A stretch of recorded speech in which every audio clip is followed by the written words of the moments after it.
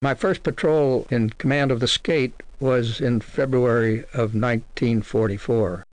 We had been assigned a position, maybe 100 miles north of Truk, the main fleet bastion of the Japanese in the Pacific.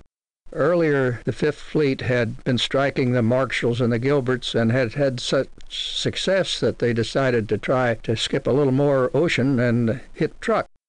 And that was called Operation Hailstone.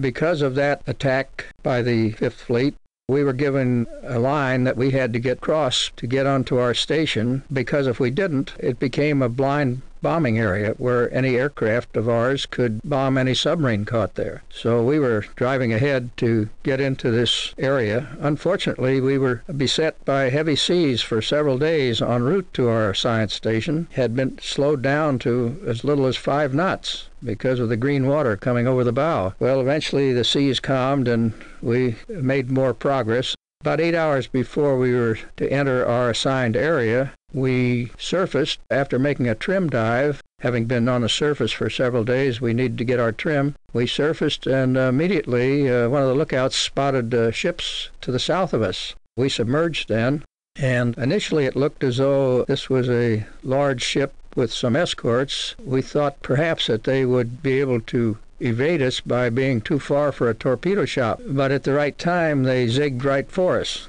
Again, that put us in front of a starboard destroyer this time, and it turned out it was a cruiser, which we were unable to identify. But he came into range, and we let loose 4 torpedoes at him, and immediately got the destroyer on the starboard bow, came after us. I don't know whether he saw the wakes or what, but anyway, he detected us, and we were forced to go deep. We did hear on the sound that we had gotten what we thought were several hits, but we had no evidence at the time of the damage that we had done. We submerged to several hundred feet in order to escape a furious depth charge. The ship turned out to have been a cruiser, a new cruiser that the Japanese were bringing back to the Empire. These 2 destroyers that were escorting her were a little bit put out by having failed in their duty to protect that cruiser. After several hours, we surfaced again.